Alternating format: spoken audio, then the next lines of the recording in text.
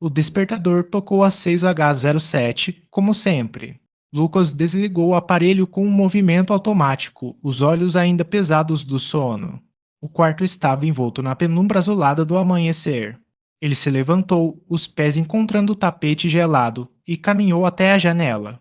Lá fora, o prédio de frente estava silencioso, suas janelas escuras como olhos cegos. Algo lhe chamou a atenção, uma coisinha ínfima. A cortina do apartamento 302, que sempre ficava levemente entreaberta, hoje estava perfeitamente fechada. Ele franziu a testa, depois abanou a cabeça. O vento, provavelmente. Ou o vizinho tinha mudado de hábito. Coisas da vida. O café da manhã foi o ritual de sempre. 2 fatias de pão na torradeira que faziam um clique característico, café passado na velha cafeteira italiana. Enquanto esperava, Lucas pegou o pote de margarina da geladeira. Ao abri-lo, uma fina camada de mofo azul esverdeado recobria a superfície. Ele pestanejou. Tinha comprado a margarina anteontem. Com um suspiro, raspou o mofo e passou uma camada generosa no pão. O sabor estava normal, ligeiramente salgado, como de costume. No caminho para o trabalho, a rua parecia mais silenciosa. Não era a ausência de carros, eles passavam como sempre, mas a falta dos sons de fundo, o latido distante do cachorro da casa amarela, a conversa fragmentada de pessoas no ponto de ônibus, o tilintar da corrente da bicicleta do jornaleiro. Era como se alguém tivesse abaixado o volume do mundo. Lucas apertou o passo, o coração batendo um pouco mais rápido sem motivo aparente. O escritório era um cubículo de luz fluorescente e ar-condicionado agressivo. Lucas sentou-se à sua mesa, acendeu o computador. A tela de login surgiu, pedindo sua senha. Ele digitou as 8 letras e números que usava há anos. Asterisco, asterisco, acesso negado, asterisco, asterisco. Tentou novamente, com mais cuidado. Asterisco, asterisco, acesso negado, asterisco, asterisco. Um suor frio percorreu sua nuca. Ele chamou o técnico de TI, um rapaz novo chamado Rafael. Deve ter expirado, Lucas. Vou resetar para padrão. É o Welcome 123, tudo minúsculo, sem aspas. Lucas agradeceu e digitou a nova senha. O sistema aceitou. Mas quando suas pastas abriram, algo estava diferente. Os nomes dos arquivos estavam todos lá, mas as datas de modificação eram de hoje, às 4h32 da manhã, uma hora em que ele certamente estava dormindo. Ficou em um relatório que havia finalizado na véspera. O documento estava em branco. Não apenas vazio, mas com uma textura estranha na tela, um branco opaco e denso que parecia sugar a luz do monitor. E fechou o arquivo rapidamente.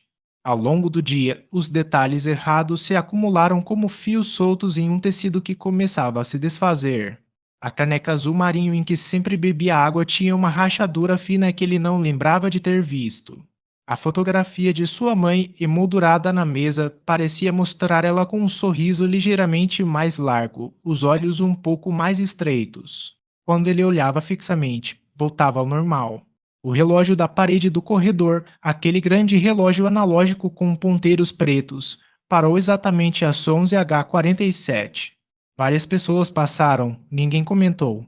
Às 12h15, quando Lucas saiu para almoçar, os ponteiros ainda marcavam 11h47. O almoço no restaurante habitual foi a gota d'água. Lucas pediu o bife acebolado de sempre. O garçom, um homem de rosto cansado que o atendia há meses, anotou com um aceno. Quando a comida veio, era um bife acebolado. Mas as cebolas não estavam douradas e caramelizadas, estavam pálidas, quase cruas, com uma textura emborrachada. E o bife tinha um padrão de gordura diferente. Lucas cortou um pedaço pequeno e levou à boca. O sabor era de carne, sim, mas com um fundo metálico, como o gosto de uma moeda velha. Ele olhou ao redor. Os outros clientes comiam em silêncio, ninguém parecia notar nada de errado. O garçom passou por sua mesa. Está tudo bem, Senhor Lucas? As cebolas estão um pouco cruas hoje. O garçom olhou para o prato, depois para Lucas. Seus olhos eram muito claros, quase sem cor. É como o senhor sempre pede. Lucas não comeu mais. Pagou a conta e saiu, sentindo o olhar do garçom em suas costas. A tarde foi um pesadelo de pequenos desvios. Seu colega de trabalho, Marcos, sempre cumprimentava com "E aí, Lucas?", firme. Hoje ele disse: "E aí, Lucas, está tudo no lugar?".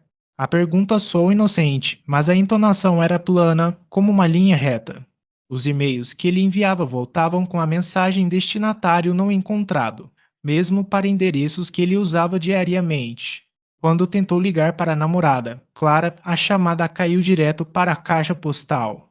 A mensagem de saudação da caixa postal não era a voz animada de Clara, mas um tom padrão da operadora, um silêncio de 3 segundos seguido de um bip. Ao sair do trabalho, o céu estava de um cinza baço e imóvel, sem nuvens discerníveis. A rua continuava estranhamente silenciosa. Lucas decidiu ir a pé até o apartamento de Clara. Ela morava a 20 minutos dali. Caminhou com passos rápidos, observando os detalhes. As árvores ao longo do calçadão pareciam todas da mesma altura, da mesma tonalidade de verde. As pessoas que passavam tinham expressões neutras, nenhuma conversa animada, nenhum riso.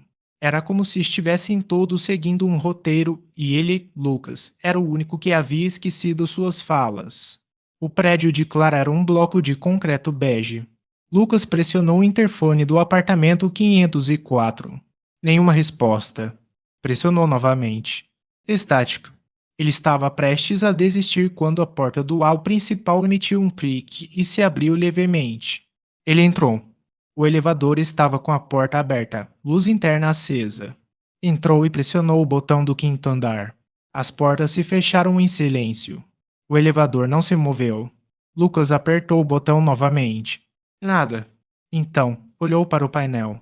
Os números dos andares, que normalmente iam de 1 a 12, agora mostravam apenas P0 e um símbolo que ele não reconhecia, algo entre um triângulo e uma seta curva. O 5 havia desaparecido. Um calafrio percorreu sua espinha. Ele forçou as portas a se abrirem. Estava no saguão de entrada. Não havia se movido. Desistindo do elevador, subiu as escadas. A escadaria era mal iluminada, com um cheiro persistente de desinfetante e mofo. Contou os andares. 1, 2, 3, 4 ao chegar ao que deveria ser o quinto, a placa na parede dizia 4A. Não havia porta para um corredor, apenas mais um lance de escada subindo para a escuridão. O coração de Lucas batia descompassado. Ele tirou o celular do bolso. Sem sinal. A tela piscou uma vez e mostrou a hora, 18h03. Abaixo, em letras miúdas, lia-se asterisco asterisco duração do dia, 37, 14, 22 asterisco asterisco. Ele desceu as escadas correndo, o eco de seus passos soando anormalmente abafado. Saiu para a rua, ofegante. Precisava ir para casa. Seu apartamento, seu santuário. Talvez lá tudo estivesse normal. Pegou um táxi. O motorista, um homem de Bomei, não disse uma palavra sequer durante o trajeto. Lucas olhou pela janela. As ruas eram familiares, mas as lojas pareciam ter letreiros com fontes ligeiramente diferentes, as cores um pouco mais desbotadas. Era como ver uma fotografia de um lugar que se conhece bem, mas tirada em um dia nublado, muitos anos atrás. Finalmente, em frente ao seu prédio. Pagou o táxi e entrou. O ala estava vazio. O elevador funcionou normalmente, levando-o ao 8º andar. Ao abrir a porta de seu apartamento, um cheiro familiar de limpeza e livros velhos o recebeu. Um suspiro de alívio quase lhe escapou dos lábios. Estava tudo no lugar: o sofá, a estante, a televisão. Até a cortina da sala, que ele sempre deixava puxada, estava como deveria. Foi até a cozinha para beber água. Ao acender a luz, viu a torradeira sobre o balcão. Ela estava ligada na tomada, algo que ele nunca fazia. E não estava fria. Estava morna, como se tivesse sido usada há poucos minutos. Ao lado dela, sobre um pires, havia 2 fatias de pão perfeitamente torradas. Lucas recuou, esbarrando na mesa da cozinha. Seu olhar foi puxado para a janela. Lá fora, a noite havia caído completamente. No prédio em frente, todas as janelas estavam escuras, exceto uma. O apartamento 302.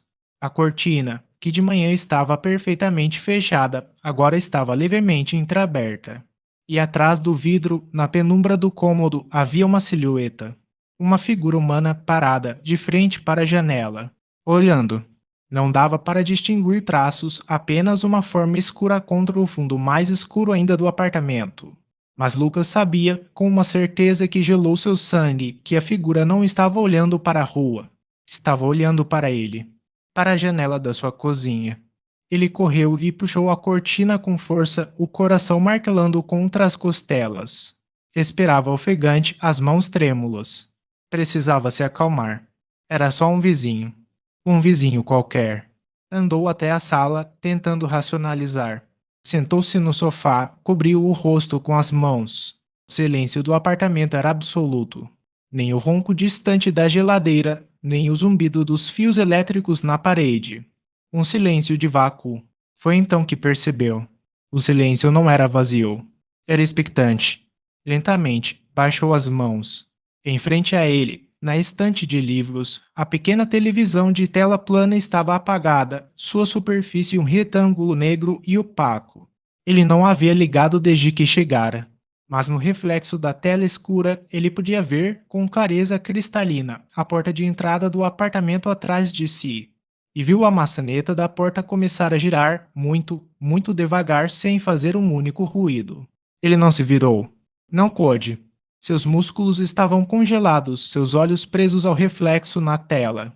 A maçaneta completou seu giro. Houve um clique quase imperceptível, o som mais suave de um mecanismo engatando. E então, a porta começou a se abrir para dentro, movendo-se numa velocidade constante e deliberada, revelando a escuridão do corredor externo. Naquele corredor, não havia luz fraca do halo. Havia apenas uma escuridão profunda, da qual a porta parecia emergir. E nessa escuridão, Lucas viu, refletida na tela da televisão, a mesma silhueta que estivera na janela do apartamento 302. Agora em pé, no limiar de sua casa. Parada. Observando. A porta parou de se abrir quando atingiu um ângulo de 45 graus. A silhueta não entrou. Não saiu do lugar. Apenas ficou ali, um vazio com forma humana preenchendo o vão da porta. Lucas continuou sentado no sofá, incapaz de mover um músculo, incapaz de gritar, incapaz até de fechar os olhos. Ele só podia observar o reflexo, enquanto a pergunta, insana e urgente, ecoava em sua mente: aquela coisa estava lá fora, no corredor, olhando para dentro, ou estava dentro do apartamento, atrás dele, olhando para o reflexo na tela, assim como ele? E na imobilidade aterrorizante daquele momento, Lucas percebeu o detalhe mais errado de todos. O relógio de parede da sala, cujo tic-tac constante era o som de fundo de sua vida, estava completamente silencioso. E seus ponteiros, ele notou pelo canto do olho, estavam parados. Marcavam exatamente 6h07 da manhã.